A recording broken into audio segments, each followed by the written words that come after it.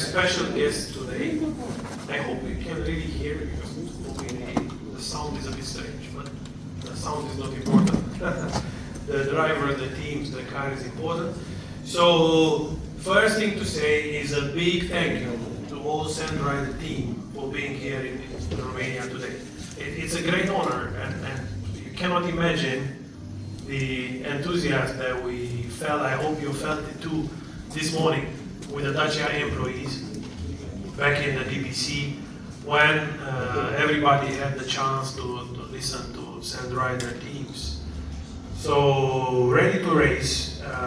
I'm gonna talk a lot today. Perhaps just answering one more time to the question: why do we do this? So why are we going to be in Dakar? And I apologize, guys. I'm gonna make the same bad joke that I made this morning. We're gonna be in Dakar because we have the car, but it's not only that. We also have the people, and of course these people that you see here on stage. But you have to imagine behind them, well, not literally, but behind them there are teams of people, engineers, designers that are really working hard on this project and working hard, obviously, to be there and to participate, but not only. And I'm gonna stop here with the race predictions. And another reason why we're doing this is because you heard me saying that, and sorry, but you're gonna hear me saying it more and more and often, that we have the 3 brand markers on Dacia that are the very reason why we exist and why a Dacia is a Dacia. And these are perfectly in line with the Dakar values. And the first one is, it's essential but cool. You know that we are focusing on essentials in Dacia, and that car, you will look at it, you will see there's nothing there bling bling, there is nothing there super special in terms of design. Everything is useful for the teams, but it's also cool. You can't say it's not. It's uber cool if you want. So that's the first thing. The second thing is the robust and outdoor, and Dakar is outdoor. I think I don't need to convince you. I gave you numbers this morning to the employees, but you know that better than I do. So you have to be tough to be there. And the last one is eco-smart, and you know Dacia is eco-smart, and we started with the non-sexy but essential LPG, going less emissions but more power, and then we went to full hybrids, real hybrids, we had electric, and then during the Dakar we're gonna race with the Sandrider equipped with e-fuel that is going to show the future. My name is François Pierre, so I'm the marketing director for this Dacia Dakar program. So I will make a short presentation of the program to better understand why we are doing it, what is Rally Red, and also what is the development schedule from now. So first of all, the most important thing to understand from this program is that we find a perfect consistency with Dakar because this is an outdoor life-size technological laboratory by nature. And it fits perfectly to Dacia's ambition to be a leader in low-carbon affordable solution like sustainable fuel. And this is the aim of the program, define and develop the sustainable fuels for the future. So, as explained just before, we are defining a lot of things, and we are mobilizing the group resources and also building specific collaboration for this development.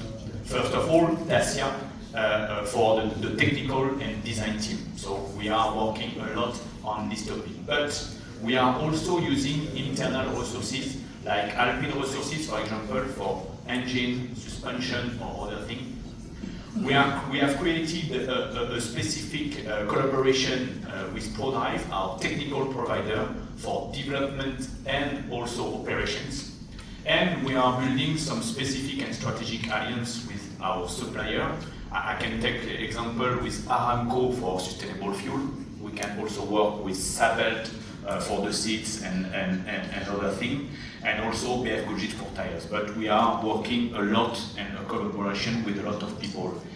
This, the aim of this and building a specific collaboration is to be able to be ready and to have a performance as soon as possible for this program. But for this, we decided to create something very new. We call it the Dacia Sandriders with the Sandrider car, and we define a specific charter that you can find everywhere. You can find on the drivers. So this specific charter is everywhere, and we wanted to define a specific naming and a specific car driven for performance, and not take one of our brand today. And this is our team that we are very proud to have, and you will have the occasion to discuss with everybody after that. So this is quite a dream team, and we are super happy to be part of this adventure. And for a race, we need a car, and this is our car. This is the Sandrider. So you have a lot of technical data, and I will not go into details for each thing, but we can discuss about it after that if it is needed. But yes, a lot of information on these vehicles. Now let me just explain a little bit more about rally ride, because maybe some of you doesn't know what is rally ride. So the first thing to understand with rally ride is that it is a time sporting event. It is simple. You have to go from A point to B point. Very simple. But you don't know the road. And the road is given maybe 5 minutes before in advance on your tablet with a road book. So this is the real adventure. A rally like Morocco, for example, include a prologue to define the first stage classement, and also 5 stages. But for Dakar, you can go to 12 or 14 stages. So very, very hard. In 2025, we will be on the full championship rally ride.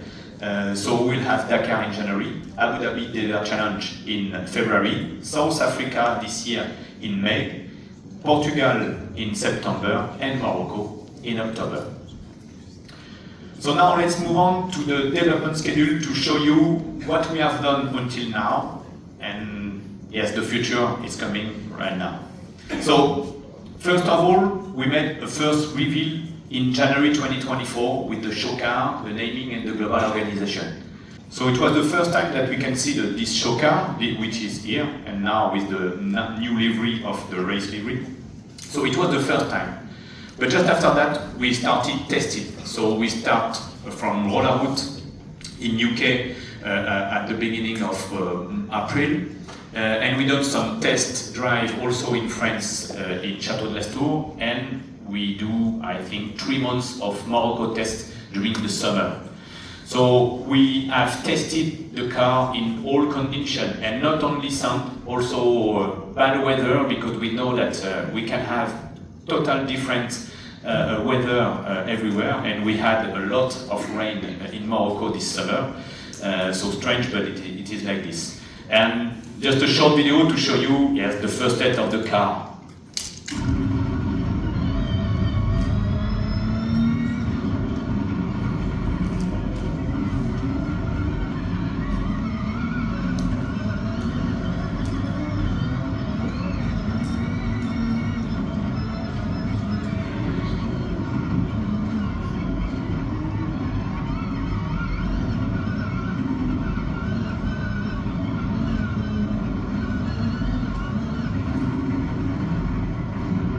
So amazing, but I don't want to be inside, yes, for sure.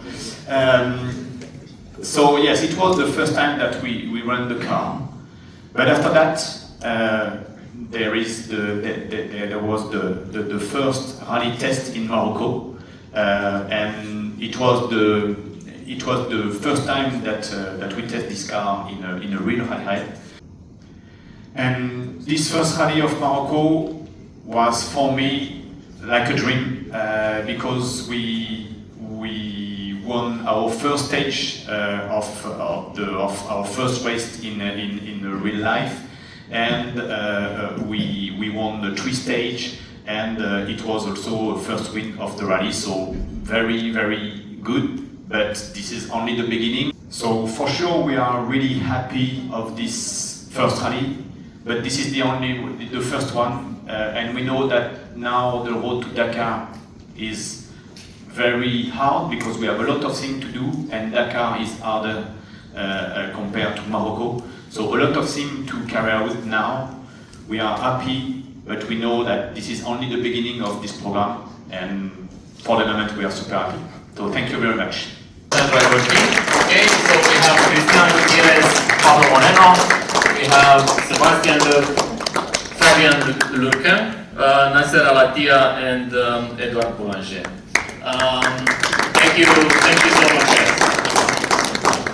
Now, if you will allow me, I have a few questions before the Q&A session. And I will start with Edouard.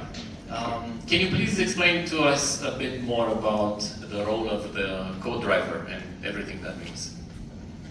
Good afternoon, everyone. So yeah, quickly, as a co-driver, we have different jobs to do, and of course the main one is navigation, giving the indication to the drivers. And as we see in the presentation before, we got the information just 5 minutes before the start. That means we cannot prepare the stage. We are live discovering kilometers after kilometer where we should go.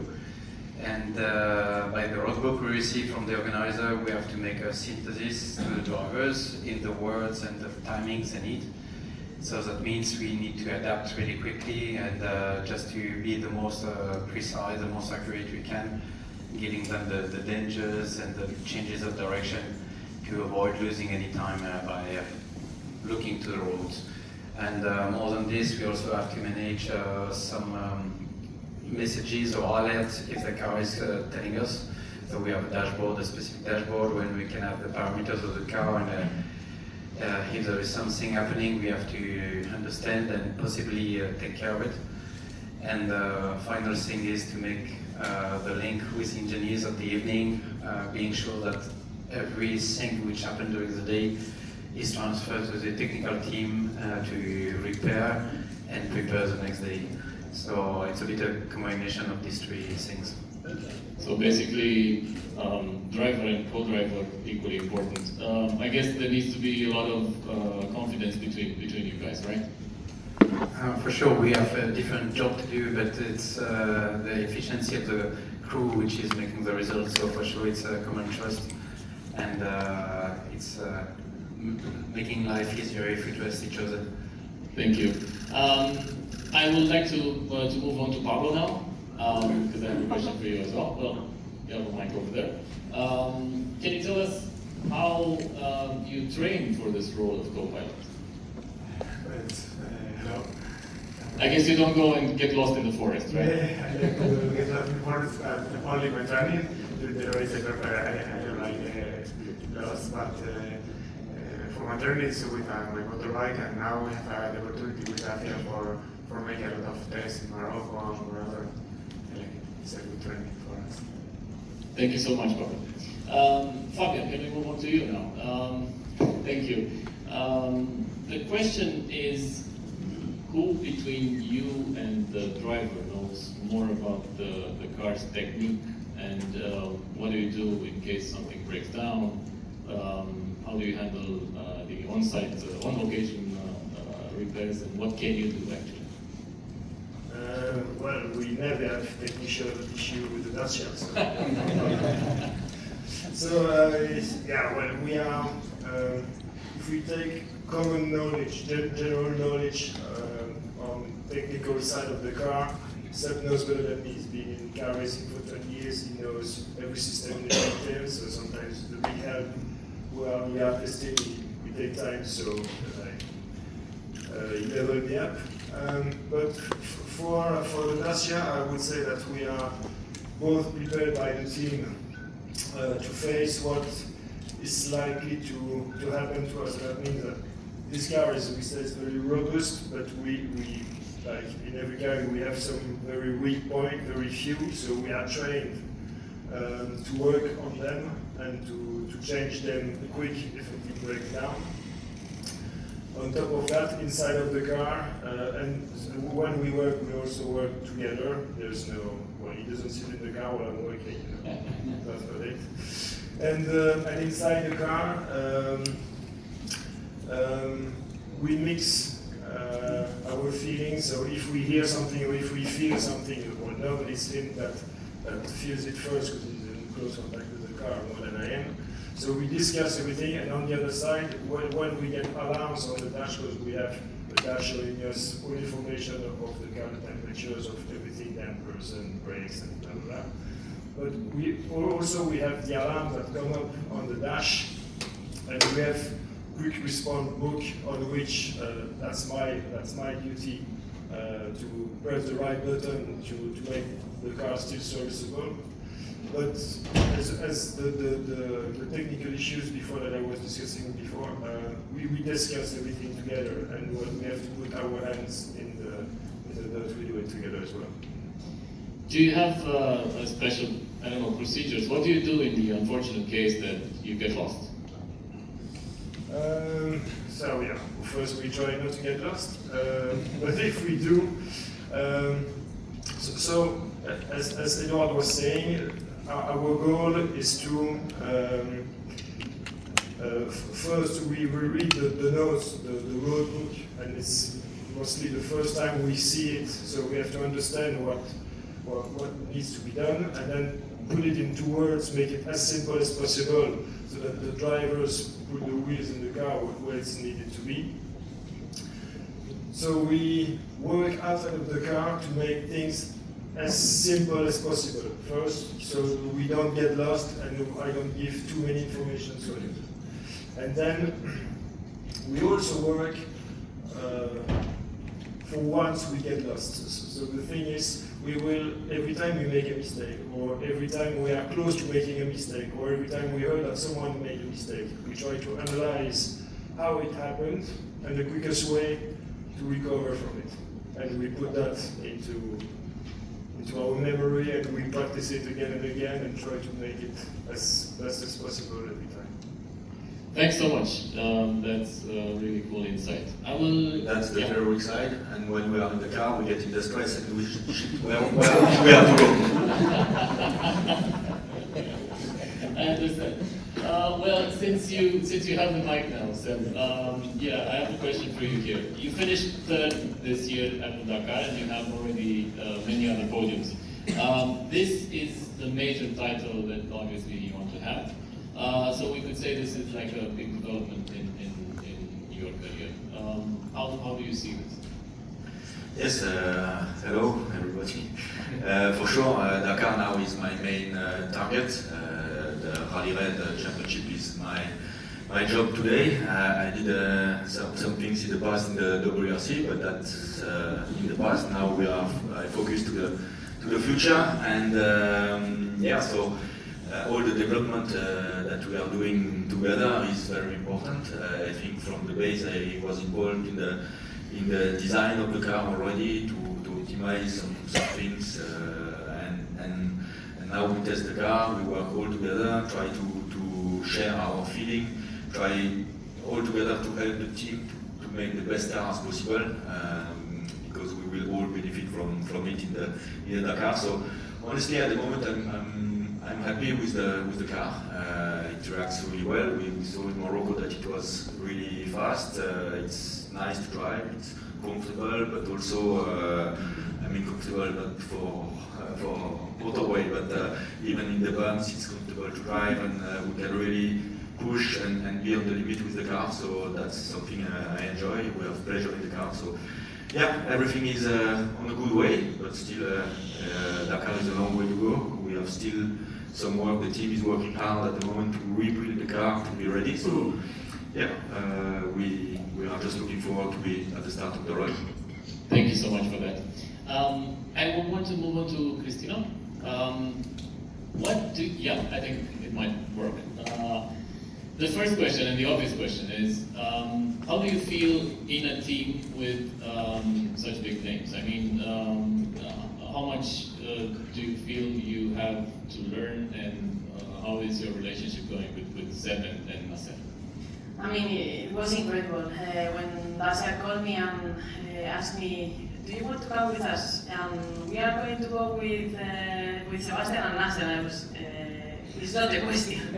So for sure for us it's like a dream come true, it's a big opportunity, and it's not easy to have this opportunity because there is a little few official teams and there is a lot of drivers. And in this point, Dacia makes a good decision, I think, because we are young, we are learning, and for sure to have these two drivers and co-drivers, one of the best drivers and co-drivers in the world, is a big opportunity for us to learn from them because they are also super open with us. They try to teach us a lot of things, and we are improving a lot because we are changing the category now this year. We came from the light vehicles, and it's a big difference, especially in the navigation. The speed of the navigation now is super complicated, but I think we are in a good way, and we are trying to be close and see what is going on in the future. Obviously, you have a lot of experience before this, but this is the first time you are in a factory car. So, how does this change your approach to training? Yeah, as I said, it's a big opportunity for us, and for sure we will take the advantage to try to be also our best way of us. So we are trying to learn a lot, as I said, and for sure we will try to be competitive because we have the machine, we have the team, and we have the teammates. So looking forward for the race. Thank you so much, Christina. And now, Nasser, I have a question for you as well. First of all, you've won many races and you have many titles, but the most recent one is the one important for your experience with Dacia as well. Can you sum up your experience in Morocco for us? And many congratulations for that wonderful race. Thank you. First of all, we would like to thank for all the journalists, to be here, and we can share. We need to be proud of this project, Dacia, because normally we see Dacia, it's only in the street, and to come with this ID and with a beautiful design. Thank also for the design people, who was thinking different, not always like similar what we see in cross country. Now we have unique car, a beautiful design. I think not able for anyone to do like this for cross country. I hope also for future will be for street. We can enjoy. If we win Dakar, we can get one. Yeah, we go back, to Morocco Rally. Morocco Rally. It's one of the best race in the calendar of the world champion. Morocco Rally is a difficult race. We spend a long time to development and to test for around 3 months testing, And from the first test in France, and it was really, we enjoy this car to drive easy. Then we go to hard condition in Morocco, under 50-55 degrees outside in June, July, August. It was not easy for the crew also to manage like 200 kilometers because it was very hot outside, but we managed to development to understand how this car able to manage all this difficult situation. And then when we came to the first race, it was our heart pumping, a lot, because I am leading the world champion, and thank for the team, because thank for Sab and Christina, always like to help us, because it's to win the world champion third time in a row. It was really amazing, and then we find ourselves, winning the first stage, and it was small smile, you know, but still we are thinking for next 4 days because it was very difficult. But when we see Sab, he win again the second stage, and we was really very happy, and we control all the way, and to win 3 stage, to win the rally and finish second also. You know, this is it was amazing thing after what happened during the 3-month testing. But you know, like what we say, it's a new project. Always we ask for the engineer, for the team. Doesn't mean we win and we have the best car, because always we need to development, we need to find small details, because now in Dakar you can win by 1 minute or 2 minutes. Before you can win by 1 hour, 2 hours is no problem, but now it's different. It's coming like more and sprint race, and every day 400, 500, 600 kilometer inside, maximum push, you know. And sometimes we feel like, wow, we make a great stage, and suddenly we win by 30 seconds or 1 minute. And this is like, you know, it's hard, you know, for the crew. But like what's up he say, car now it's really nice to drive. We have the speed, more comfortable inside, you know, for the crew, because to push all day and pumps, you know, sometimes we have big surprise, you know, during the race. But to manage all the situation, this is a really big step, you know. Thank for everyone, thank for team, thank for you know, the designer. Thank, you know, it's like to get this this car in good condition and also in high level. This is really this is what we are looking. Thank you so much. You mentioned Seb, and I want to come back to him with a question. Seb, you've been obviously involved in the development process of this car for a long time. So, could you highlight for us the most important moments during development, and then what I'm also thinking about is how is this car better than stuff you've driven before and better than the competition? Yeah, so for sure we try to optimize everything on the car compared to our experience from the past. So normally everything is a little bit better than the previous car.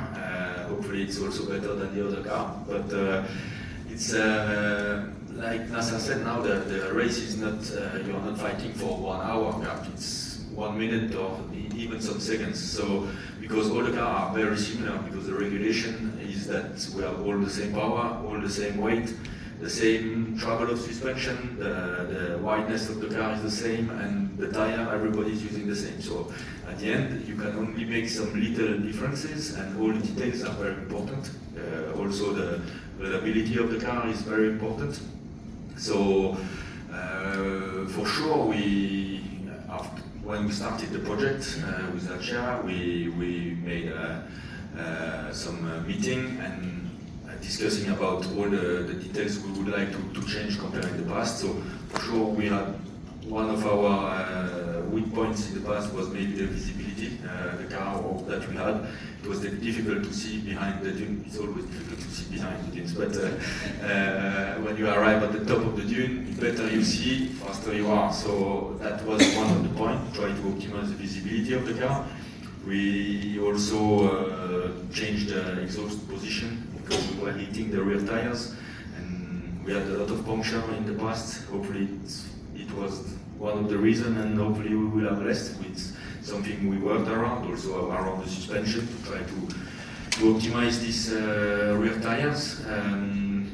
We had a lot of puncture, so we need to optimize the wheel change. For that, we made a quick access to the spare wheel. We optimized also some other details to be very quick in the wheel change. So yeah, we worked a lot around the details, trying to make a perfect car. Even the design of the car is very compact. The center of gravity is compact and low. It's what we work for. So yeah, the result is really good. So now we need to see in the Dakar what we can do with this car.